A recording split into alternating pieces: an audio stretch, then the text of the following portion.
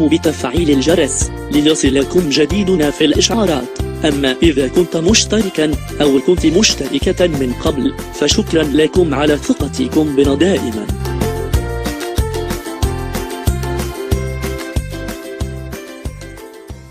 صباحكم سعيد، اهلا ومرحبا بكم مستمعينا على امواج راديو دوزا. مرحبا بكم واسبوع جديد من كل وتمعن نقربوا لكم اكثر ونقربوا منكم النصائح اليوميه اللي تسهمكم في صحتكم وفي تغذيتكم دائما مع الاخصائي بامتياز في الميدان سي نبيل عياشي. صباح النور. صباح الخير لسميرة وصباح الخير الساده المستمعين وبدايه اسبوع موفق للجميع ان شاء الله. يا ربي امين. اذا اليوم اختارينا موضوع مهم جدا، انا اول وحده مهتمه به اليوم. غادي نتكلموا على القواعد الرئيسيه لتعليب الاغذيه. فاش وكيفاش؟ عجبني هذا العنوان كيف ما تكلمنا انا وسي نبيل عياشي قبيله. فاش وكيفاش؟ بحكم العمل اليومي ديال السيدات، لان السيدات هما غالبا اللي تيتقداو، فغالب الاحيان السيدات تيتقداو كميات كبيره، وبالتالي يجب الحفاظ عليها ويحتفظوا بها كذلك، يا اما في الثلاجه يا اما في الخزين، بيت المونه او البلاكارد المونه. هادشي كله ليه قواعد باش يمكن هاد الاطعمه وهاد الاغذيه تحافظ على المكونات الرئيسيه ديالها وعلى الفائده ديالها. ما بين هاد القواعد الرئيسيه ماشي ما بينها كيفاش نبداو او نميزوا ما بين اللي خاصو يمشي للثلاجه واللي خاصو يمشي للبلاكار مثلا. نعم صح سميرة، وهذه النقطه هذه نقطه مهمه، وشرتي لان مع تغير النظام المعيشي ديالنا ونمط العيش ديالنا اصبحنا ربما نعلب الاغذيه اكثر من تناولوها، وهذا المشكل ديال تعليب الاغذيه هو يقدر يكون عنده نتائج سلبيه بشكل كبير بلا ما نردوا البال. لان واحد المصطلح جديد ربما المستمعين اول مره غادي يسمعوه، اصبحنا الان تنهضروا لان كاين هناك التسممات الغذائيه العاديه اللي كنت عارفه، ولكن الان اصبحنا تنتحدثوا على التسممات الغذائيه بالمكونات الغذائيه، لي زانتوكسيكاسيون اليمونتير اللي جايين من لي كومبوزون اليمونتير، من الغذاء نفسه. وهذا يقدر يكون يا اما الغذاء اللي عطانا هذاك المشكل ديال التسممات الغذائيه، او اللي يقدر يكون اون ميغراسيون، يعني جا من بلاصه اخرى. هاد البلاصه اخرى ملي غتقدر تكون جات من هذيك البلاصه اللي علبنا فيها او اللي حطينا فيها هذاك الغذاء. والغريب في الامر هو ان الاغلبيه ديال الناس ما تعطيوش بطبيعه الحال، لان الناس ما عارفينش هذه مساله. هذا هو الهدف من هذا البرنامج، واننا نوعيو الناس ما عارفينش ان بعض النقاط نقدروا نديروها، ومع مرور الوقت تقدر تكون سبب لا قدر الله في الاصابه بمرض من الامراض، وخصوصا امراض العصر اللي صبحنا تنتحدثوا عليها الان، الباركنسون، الزهايمر، السرطان، القصور الكلوي، الكبد الى اخره. هذه امراض عندها علاقه بطريقه الحفاظ على الاغذيه. فباش ما نخرجش بزاف على الموضوع، الحفاظ على الاغذيه، شرينا اغذيه كيفاش يمكننا ناكلوها، كيفاش يمكننا نعلبوها، فاش يمكننا نديروها، كيف ما قلتي كيفاش وفوقاش وفين، فاش وكيفاش. يعني اول جوج الحوايج اللي عندنا في الدار، كاين الكونجيلاتور اللي غادي تيكبر عندنا في الدار مالوغوزمون، وعندنا الثلاجه وعندنا البلاكارد المونه. الوغ الكونجيلاتور انا نقول لك هي غالب الاحيان كاينه الثلاجه. الثلاجه فيها البلاصه ديال الثلاجه وفيها البلاصه صغيره ديال الكونجيلاتور.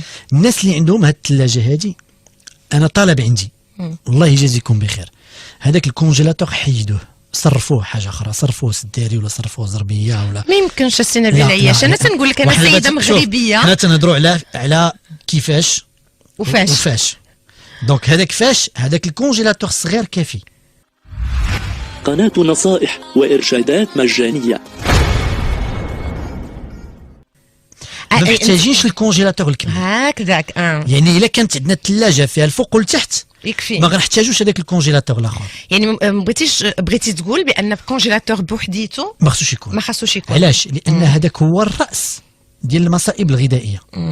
هو داك الكونجيلاتور الكبير. علاش؟ لان ملي تيكون عندنا داك الكونجيلاتور الكبير، اولا في طريقه الحفاظ ديالنا على الاغذيه ما تتمش بطريقه جيده. يعني تيولي عندنا تنوليو نشريو بزاف باش نديرو بزاف باش نقادو بزاف. منين تنبقاو نشريو بزاف اوتوماتيكمون غادي نديرو في الكونجيلاتور بزاف. فين غنديرو في الكونجيلاتور؟ يا اما تنديرو في البلاستيك، صحيح، يا اما تنديرو في بواطات البلاستيك، او لا الطامه الكبرى وهذه اللي غادي نشوفوها ان شاء الله يوم غد تنديرو في الالومنيوم. واكبر مصيبه الان في الجانب الغذائي، علماء التغذيه كلهم الان تيشيروا ان اكبر المصائب اللي كاينه وانا ما تنزيدش فيه بهذا المصطلح.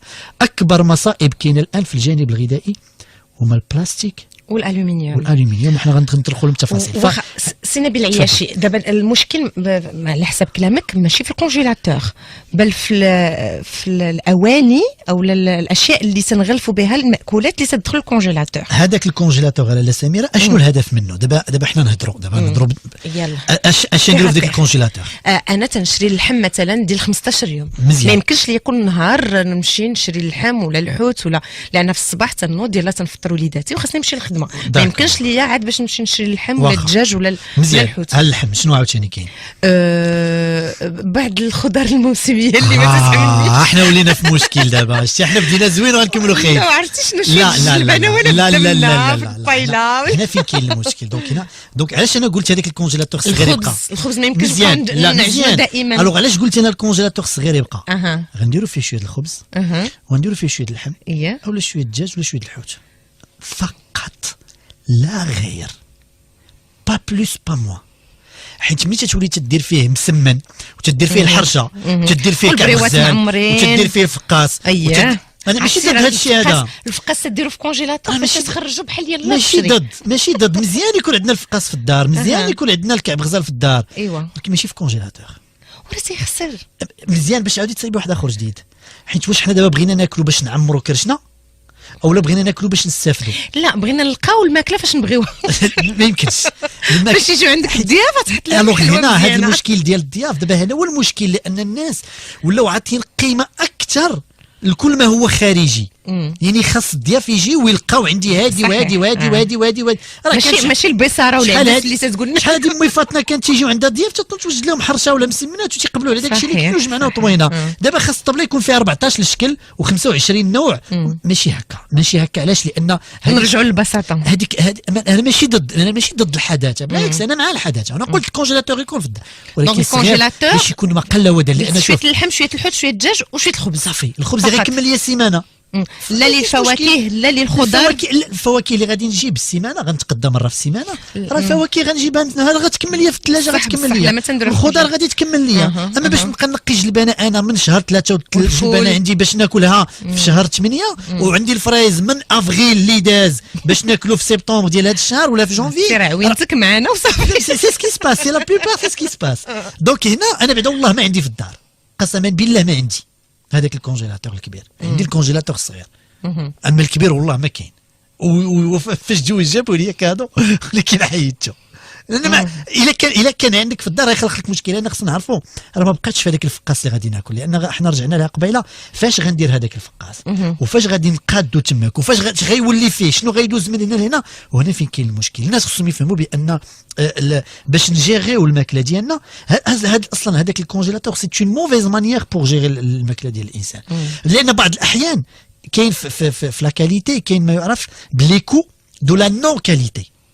هاد لي كود لا نون كاليتي حنا ما تنردوا لهمش البال. هذاك الكونجيلاتور ملي غدير فيه ضروري غتلوح شي حاجه من داك الشيء درتي في الكونجيلاتور. الاغلبيه للاسف ضروري تتلوح للاسف. نعم. علاش؟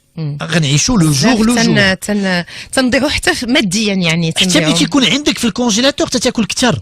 مثلا جالس في الدار ما لقيتي ما يدار جاك تتنوض تجبد من الكونجيلاتور. باغ كونطخ الا ما عندكش حليتي الثلاجه فيها خيزوه وتفاحه غتاكل خيزوه وتفاحه، ما غتنوضش تجبد داك الشيء اللي مخبع في الكونجيلاتور. التليفون تعيط الو. عرفتي سي نبيل العياشي راه كاين اللي تنقول كاين باش ما نقولش انا زعما حتى الرفيسه الشيء المسمن مقطع موجوده ولكن كي تيجي ماشي بنين. لا انا الحق يتقال انا هذه تنقولها ونعاودها الحاجه اللي لا في الثلاجه لا في الكونجيلاتور ماشي بحال الحاجه الطريه. اكيد انا هاي القزبر المعنوس انا ضد بعدا القزبر المعنوس فاش تيتقردو تيتحطوا في الكونجيلاتور. لا علاقه مع المذاق ديال القزبر المعنوس الطري، لا علاقه. لا شوف اختي سميره ملي غادي نتحدثوا على هذوك الاكياس اللي فين ولا دوك الطرق ولا ديك هذا غادي يبان بان في حقها هي ما بغيتش نقول شي كلمه اخرى ولكن راه هي تنرونوا لان نعيشوا لو جور ورا حنا ما كرهناش نعيشوا سيمانه ما نعيشوا 6 شهور. واش ودابا اثير انا ما لا انا متفقه معك 6 شهور. لا جاريف با كومبروندر ان واحد عرفتي شنو دابا غادي في الامر. انا تلقاه تيفرك هذيك الجلبانه ياك في شهر 3 ما كلاش واش البنه في شهر 3 اللي شراها تيديرها في الكونجيلاتور باش ياكلها في شهر 8 وكلها بعدا في هذاك الوقت. هادشي كنا قلناه من قبل. شنو بغيت نقول لك، حاجه واحده اخرى اللي تنديرو في الكونجيلاتور سي الحمص فازك ديال الحريره، تنديروه في الكونجيلاتور ماشي مشكل. راه شوف ماشي ملي غادي نهضروا غدا ونهضروا بعد غدا غير ولي انت عندك الجواب. لان علاش راه المشكل اللي كاين، شي المشكله لا سميره اللي كاين الان، راه المشكل نعطيك مثال بسيط جدا. دابا الا دزنا حدا واحد السيد يدو ما نقياش ياك وتيوجد لنا الماكله ما ناكلوش من عنده، علاش؟ بديهي يعني انا موسخ، لان غتعطينا مشكل ديال التسمم الغذائي. اكيد الوغ هذا التسمم الغذائي اللي يقدر يجينا من ذات السيد هو مشكل، هو خطير، ولكن اقل خطوره من مشكل ديال التسمم الغذائي ناتج على مكونات اخرى اللي تقدر تلصق لنا في الماكله ديالنا. بحال اقل خطوره من ماكله هذيك الرفيسه، هذاك المسمن الرفيسه اللي هضرتي عليه ودرتيه في البواطه البلاستيك ودرتيه في الثلاجه، اخطر ما كاين. لان من بعد ملي غادي تجبدو راه ما ضروري كاينه اون ميغراسيون ديال هذاك لي كومبوزون دو البلاستيك غادي يمشيو مادام كاين هناك احتكاك مادام فهنا خاصنا نردوا البال. حنا تنقلبوا على النظافه، ولكن الناس يسحب لهم بان لانتوكسيكاسيون اليمونتير اولا الوسخ ما تيجي غير في هذاك الشيء اللي باين، ولا فوالا اكزاكت. الوغ كاين شي حوايج ما تيبانوش هما اكثر خطوره، لان شوف ملي تاخذ هذاك الميكروب تجيك اون دياغي ولا هذا وفوميسمون، تاخذ الدواء وتتبرد. إنيا بيرو كو لو كي دور ياك دوز الواد الهاروري ما دوز الواد اكزاكتومون. فوالا لهذا طرق الحفظ شحال هذه كانوا شحال هذه زمان كان هناك مجموعه طرق الحفظ، يعني بحال دابا العداس الحماص لوبيا هادو امور ما تتخسرش يمكننا نحافظوا عليها. زيت البلديه ما تتخسرش. الحمص تصور نديرو في الكونجيلاتور دابا باش يكون فاسد، ما خصوش يدار في الكونجيلاتور. سميتو العداس الحماص لوبيا الفول الجلبانه زيت البلديه، هذه امور تتبقى ما يمكن ما تتخسرش. الامور اللي تتخسر من الافضل هذيك الثلاجه خاصها تكون ماء قل ودل.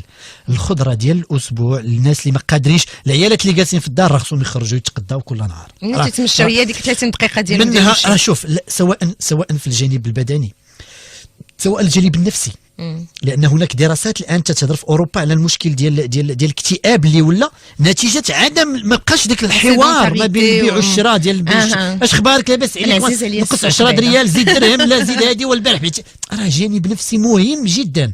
لذا فالناس اللي عندهم هذه الفرصه هذه سي فغي كئيب انك تمشي للسوبر مارشي وتبقى تهز في الكادي ديالك ماشي بحال تمشي عند تخيل معايا مول النعناع هذه 5 سنين تشري من عنده النعناع. صحيح صافي تطبط با دو بخي. راه نهار اللي ما تجي شي يسول فيك ونهار اللي ما تيجيش هو تتسول فيه ولا مولفه تجي معاك السيد اللي غيقول لك فينا هو سيدي اش خبر اش ما جاش انت سيرتو لي يحقوا الجلبانه هذه شوف راه حنا ما تنردولاش البال، ولكن سوغ لو بلون بسيكولوجيك قسما بالله سي امبورطون. سي فري لان تمشي عند مول البطاطا وتمشي عند مول الخيزون نقص 10 ريال نقص درهم اراميكا يعني كلها ربح هذه القضيه ديال كلها من الاول ديالها حتى الاخر ديالها تتخرج تمشي تخرج ماكله جديده تتخرج. لهذا فنحاولوا نرجعوا لهذا، نحاولوا نمشيو للجوطيه، هذيك الجوطيه اللي بالمفهوم ديالنا المارشي السوق نمشيو نتقداو. الناس اللي ما عندهمش الوقت ممكن انهم الاسبوع اذا لتلخيص فقط فالكونجيلاتور او المجمد ما فيها باس، ولكن غير هذاك الصغيور اللي كاين في الثلاجه بركه نكتفيو به، نديروا فيه غير الحوايج المهمه جدا كيف ما قال سي نبيل عياشي، شويه اللحم شويه الدجاج شويه الحوت وشويه الخبز ياك. حوايج وحده اخرى كالفواكه الخضر لا نتفاداوهم، ناكلوهم في الموسم ديالهم، نحاولوا نتقداو ما قدرناش يوميا نتقداو اسبوعيا بالنسبه للسيدات يعني اللي تيخدموا كل نهار. وكذلك المشكل راه ما كاينش غير في المجمد فقط، المشكل كاين في الاواني او لا الاشياء اللي تنوضعوا فيها الماكولات ديالنا انها تجمد، وهذا هو موضوعنا غدا في كل تمعني ان شاء الله. كونوا في الموعد نتكلموا على مخاطر الالومنيوم، تكلمنا عليها كثير في كل تمعن، وصفتونا بالاسئله ديالكم غدا غنجاوب لكم عليها بمشيئه الله دائما مع السي نبيل عياشي. شكرا، الى اللقاء.